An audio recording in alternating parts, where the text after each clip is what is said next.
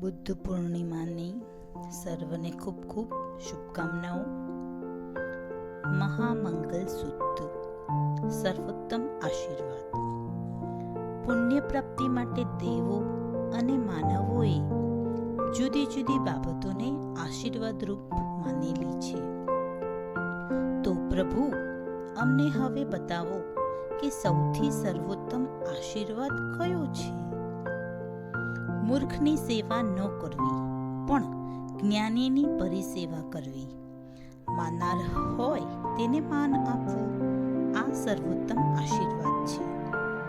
સુખજનક ભૂમિમાં નિવાસ કરવો, ગત જન્મોમાં શુભ કર્મો કરેલા હોય, શુભ કામનાઓ જ મનમાં ભરેલી હોય તો આ સર્વોત્તમ આશીર્વાદ છે.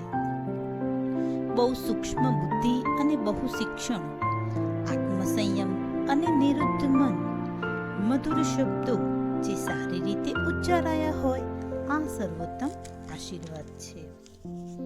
માતા પિતાનું પોષણ કરવું, સ્ત્રી પુત્ર પર પ્રીતિ રાખવી, શાંતિજનક ધંધાથી આજીવિકા ચલાવવી, આ સર્વોત્તમ આશીર્વાદ છે.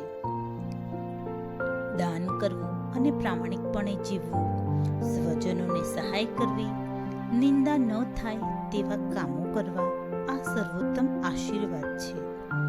પાપથી ડરવું અને તે કરતાં અટકવું, માદક પીણાથી દૂર રહેવું, ભલું કરતાં કદી થાકવું નહીં, આ સર્વોત્તમ આશીર્વાદ છે.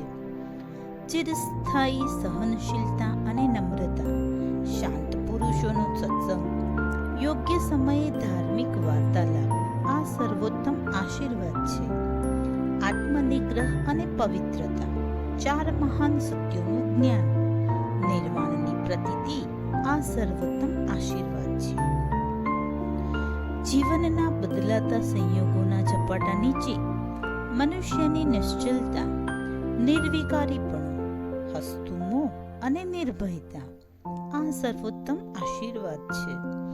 આમ જે જીવતા વર્તે તે સર્વ બાજુએ અજેય બને, સર્વ દિશામાં તે સલામત છે ને તેને સર્વોત્તમ આશીર્વાદ મળે.